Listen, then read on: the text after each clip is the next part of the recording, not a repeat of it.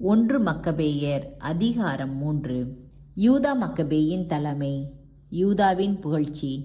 மத்தத்தியாவுக்கு பின் அவருடைய மகன் மக்கபே என்று அழைக்கப்பெற்ற யூதா தலைமையேற்றார். அவருடைய சகோதரர்களும் அவருடைய தந்தையோடு சேர்ந்திருந்த எல்லாரும் அவருக்கு துணை நின்று இஸ்ரேலுக்காக மகிழ்ச்சியோடு போர் புரிந்தார்கள். அவர் தம் மக்களின் பெருமையை பரவ செய்தார்.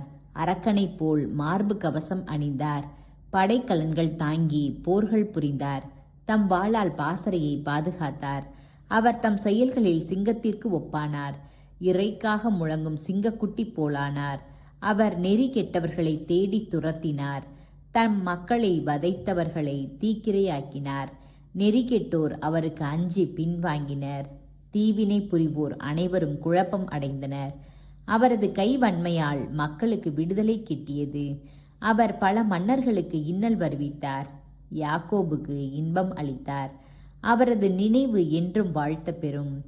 யூதேயாவில் நகரங்களுக்கு சென்று இறை பற்றில்லாதோரை அழித்தொழித்தார். இஸ்ரேல் மீது வந்துற்ற பேரிடரை அகற்றினார். நிலத்தின் கடை எல்லை வரை அவருடைய பெயர் விளங்கிற்று. அழிந்து கொண்டிருந்தவர்களை ஒன்று சேர்த்தார். யூதாவின் தொடக்க வெற்றிகள். அப்போது அப்பல்லோன் இஸ்ரேலரை எதிர்த்து போரிடுவதற்காக வேற்றினத்தாரையும் சமாரியாவில் இருந்து பெரும் படையையும் ஒன்று திரட்டினான். அதை அறிந்த யூதா போர் முனையில் அவனை சந்திக்க சென்றார். அவனை முறியடித்து கொன்றார். பலர் வெட்டுண்டு வீழ்ந்தனர். எஞ்சியோர் தப்பியோடினர். யூதாவும் அவருடைய ஆள்களும் கொள்ளை பொருள்களை கைப்பற்றினார்கள். அப்பல்லோனின் வாளை யூதா எடுத்துக்கொண்டார். அதை கொண்டே தம் வாழ்நாள் எல்லாம் போர் புரிந்தார்.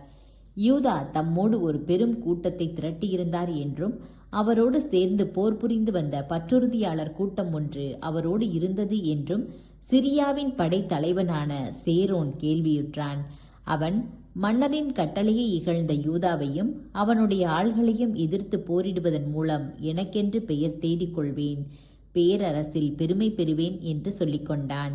இஸ்ரேல் மக்களை பழிவாங்குவதற்காக தனக்கு துணை செய்யும் பொருட்டு வலிமையுள்ள இறை பற்றில்லாதோர் படையை திரட்டி சென்றான். அவன் பெத்கோரோனுக்கு ஏறி செல்லும் வழியை நெருங்கிய போது யூதா சிறு கூட்டத்தோடு அவனை போர் முனையில் சந்திக்க சென்றார்.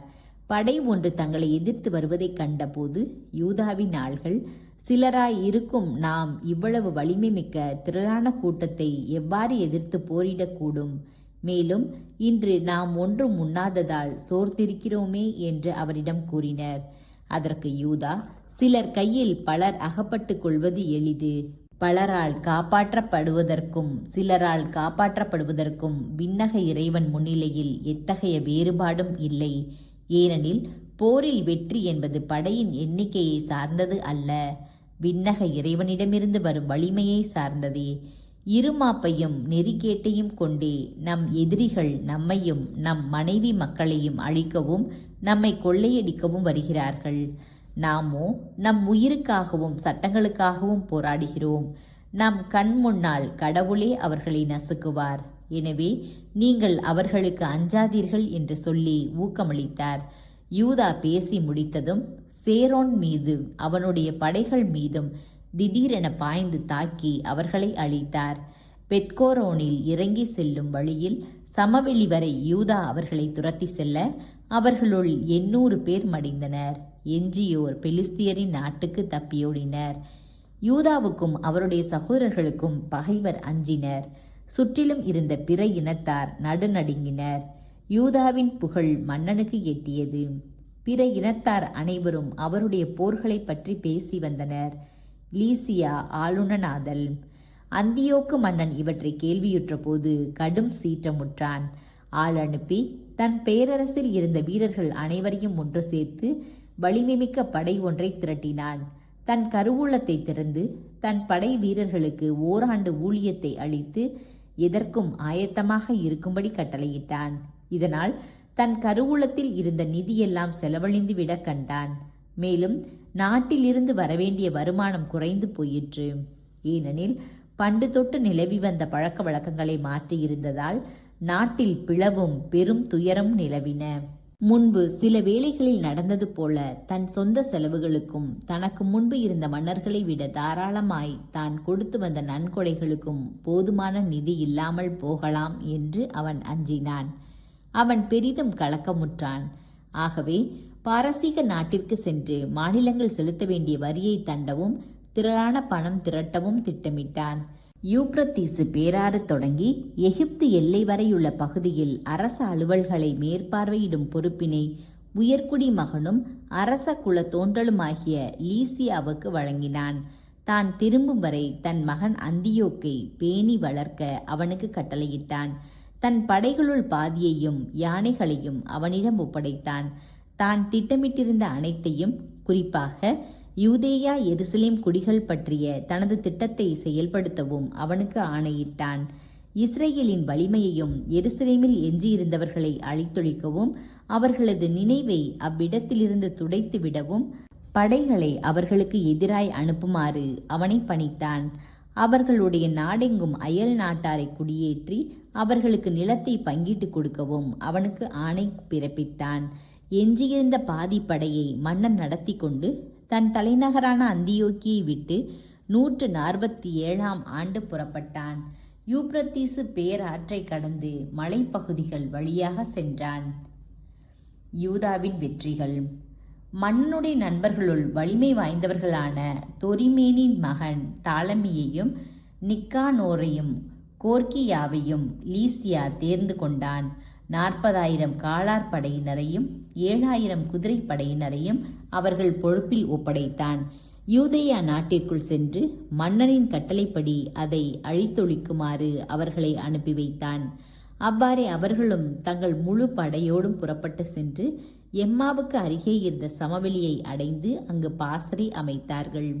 சிரியா பிலிஸ்தியா நாட்டு படைகளும் அவர்களோடு சேர்ந்து கொண்டனர்.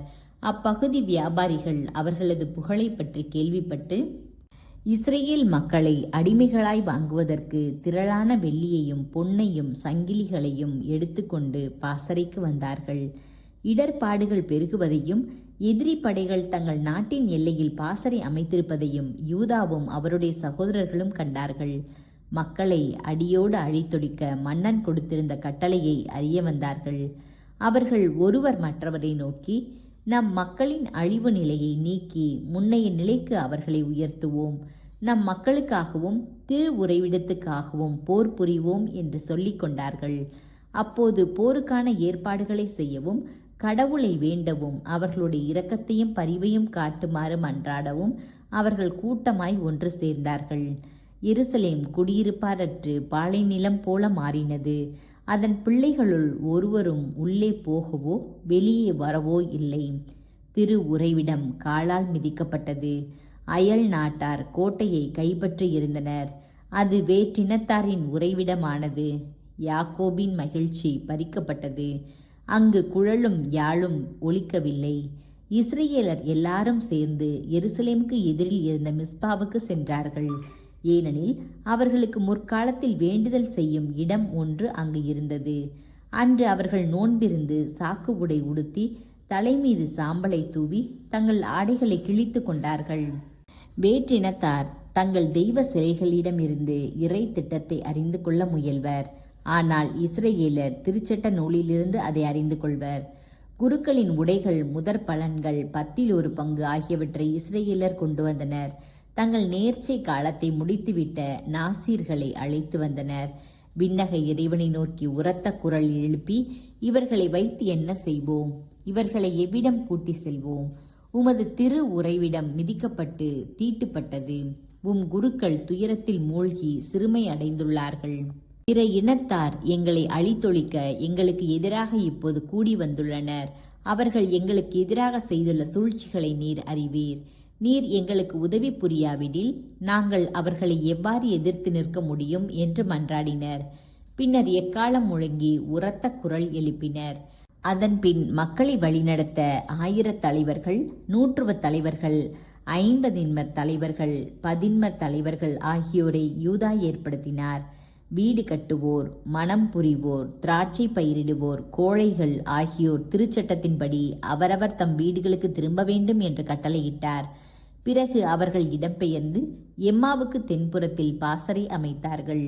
அப்போது யூதா, படைக்கலன் ஏந்துங்கள், துணிவு கொள்ளுங்கள், நம்மையும் நமது திற உறைவிடத்தையும் அழிப்பதற்காக நம்மை எதிர்க்க திரண்டு வந்துள்ள இந்த பிற இனத்தாரோடு போர் புரிய நாளை காலையில் ஆயத்தமாயிருங்கள்.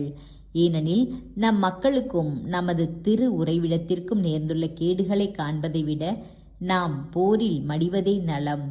ஆனால் விண்ணக இறைவனின் திருவுளம் எதுவோ அதுவே நிறைவேறட்டும் என்றார்.